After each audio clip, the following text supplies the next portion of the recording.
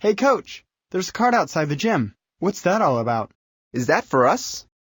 Well, we finally got a utility cart to help move equipment and materials to and from the field. Sweet. Can't wait to cruise around in that. Wait a minute. No one said you'd be driving or even riding around in it. Come on, Coach. It's great to get new equipment. Utility carts have a number of uses on school grounds and athletic facilities. However, consider this. According to a University of Alabama study, there are roughly 1,000 accidents per month involving utility carts. A large majority of the victims are boys aged 10 through 19. So it's important to learn as much as we can about utility cart safety to prevent those accidents. It's a temptation for anyone to see a utility cart and think that its operation is simple and poses no dangers. Unfortunately, utility cart accidents on school grounds are common. Staff and students might operate carts without training or real knowledge about the dangers of improper use. That's why the first rule you need to remember is, get trained. Your school district has policies regarding the safe operation of all school vehicles, including utility carts. You must know these rules before you, or anyone, operates a utility cart. It's best to receive hands-on training from a qualified trainer on the proper operation of the carts on your school's property. Although all carts have similarities, they also have differences. You need to know the safe operation rules for the brand and model of cart used at your school. The trainer designated by your school or district will have that knowledge. The goal of this course is to provide school staff members with a general overview of utility cart operational rules and safety policies. Before you operate a utility cart, you're also required to know your district's policies regarding utility cart use and safety. In this course, we'll explore utility cart basics, general rules of safe operation, and safety procedures. So if you're ready, let's begin. Utility carts are light and medium-duty 3- or 4-wheeled general-purpose vehicles, usually powered by electricity. The vehicles are used by schools to make certain tasks easier and more efficient.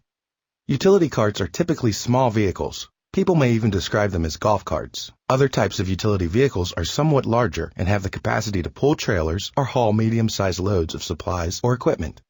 Tractors, pickup trucks, earth movers, backhoes, and forklifts are not considered to be utility carts.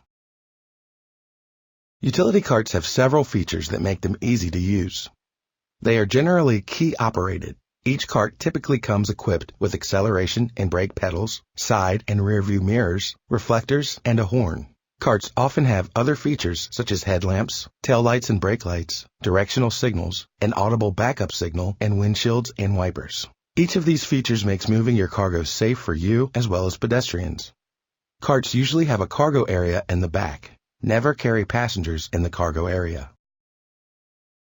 Utility carts are used for transporting equipment and supplies for events on school or district property, delivering goods to various departments or buildings, and, in some schools, occasionally transporting injured students or staff.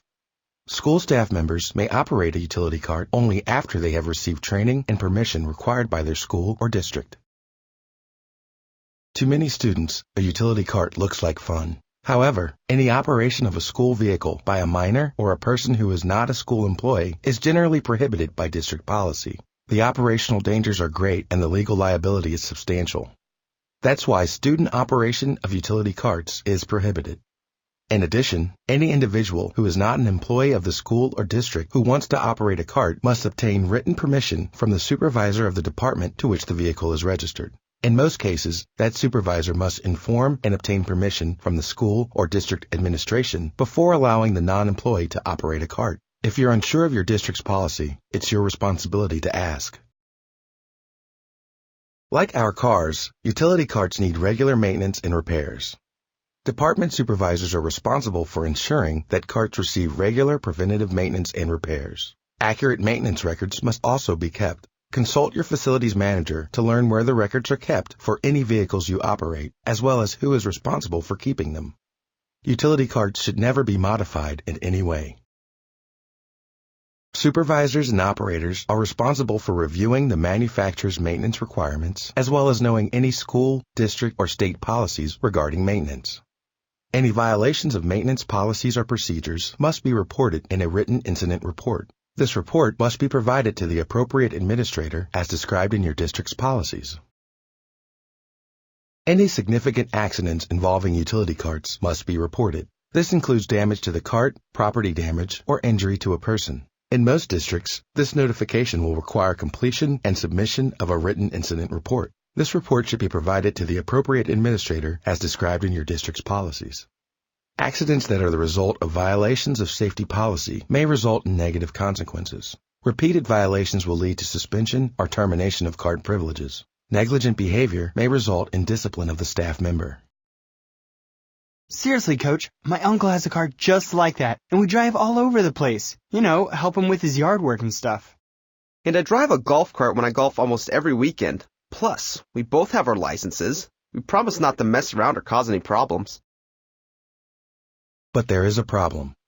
One of the first operating rules you should know is that students should never drive a cart, supervised or not. In this section of the course, we'll explore other basic operating procedures. By the end of this section, you'll know more about rules of operation involving starting, driving, and stopping the vehicle, and parking, storing, and charging procedures. Let's start with other basic rules of operation. Neither you nor anyone else at your school should operate a utility vehicle until completing training required by your district. Ask your supervisor if you are unsure what training is required. It doesn't matter if the person drives a golf cart on weekends and believes that the school's cart will be the same. Each driver needs to know the procedures for the specific brand and model of utility cart he or she will be operating. There are differences. Let's start with other basic rules of operation. Neither you nor anyone else at your school should operate a utility vehicle until completing training required by your district. Ask your supervisor if you are unsure what training is required. It doesn't matter if the person drives a golf cart on weekends and believes that the school's cart will be the same. Each driver needs to know the procedures for the specific brand and model of utility cart he or she will be operating. There are differences.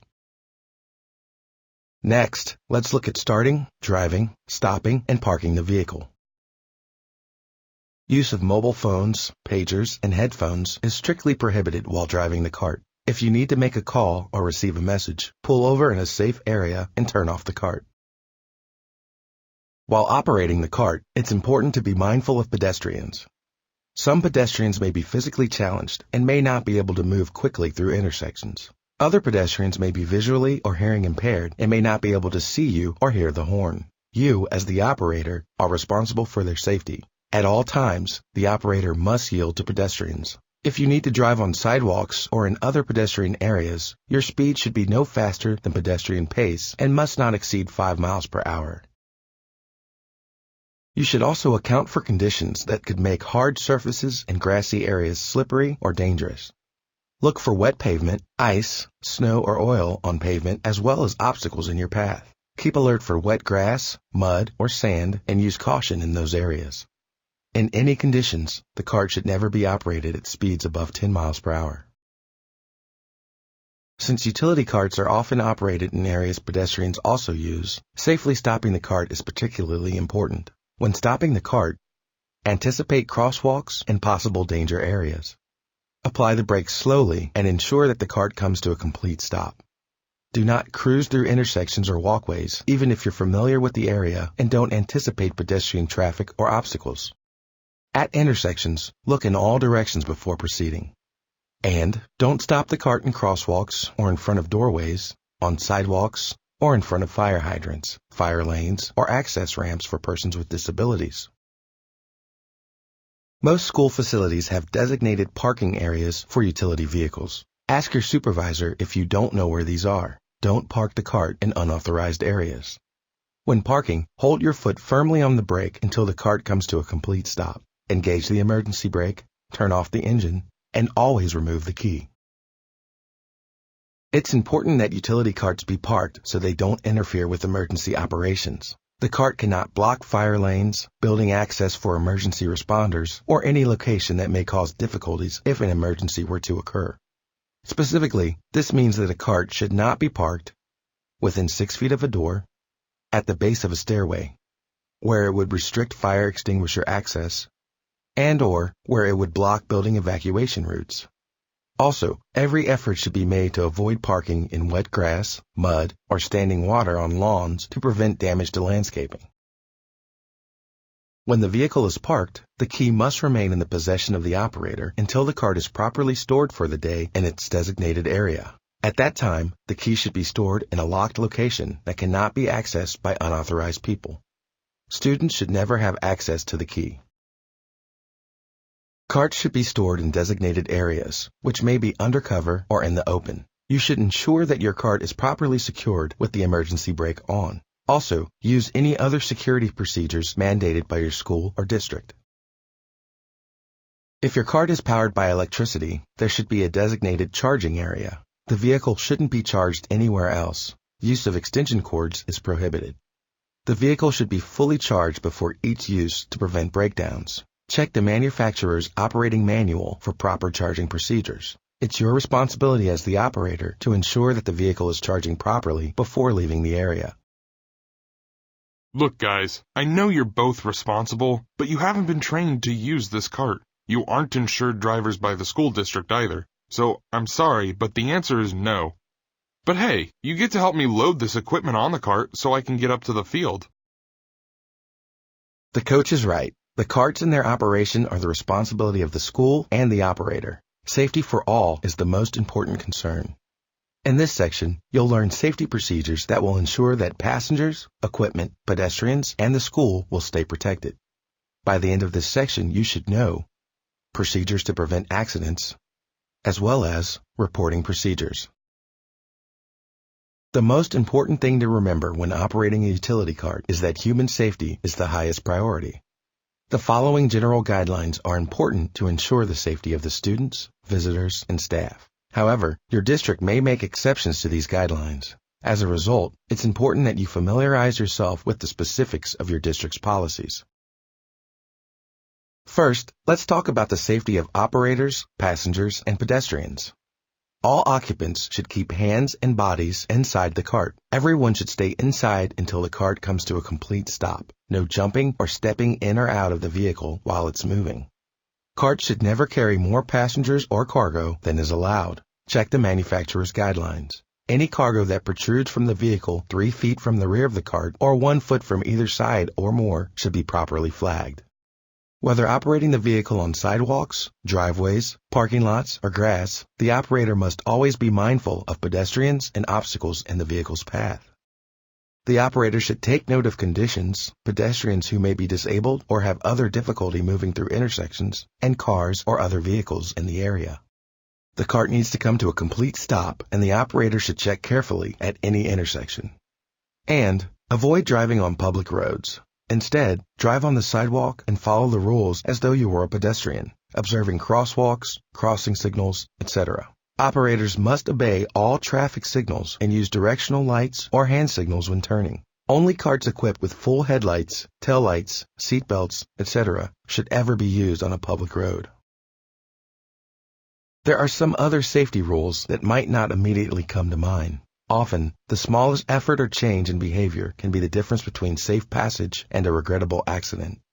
Let's look at some of them. Each department should plan deliveries and projects or trips to avoid peak pedestrian hours. Avoid having more than one cart parked or operating on the same sidewalk or in the same general location at one time, if at all possible. Carts should not be driven inside buildings except under certain conditions such as medical emergencies or to perform maintenance or deliveries to otherwise inaccessible areas. Carts may be used to move equipment or supplies, but not people, to a work site.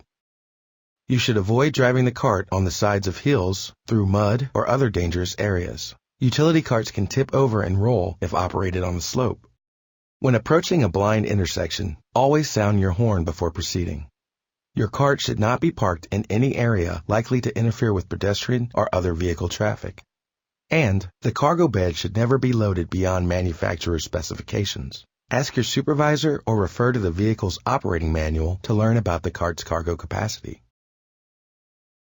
Following proper safety precautions will help prevent accidents. However, if an accident involving a utility cart does occur, the following actions should be taken. Determine whether anyone has been injured. If so, get immediate medical help for the victims. If the incident happens on a public roadway, the police should also be notified immediately. After injured people have been assisted and the accident site is safe, the operator should immediately follow his or her district's procedures for reporting an accident. And it's your responsibility to learn your district's reporting procedure before you operate any school vehicle. Ask your supervisor if needed.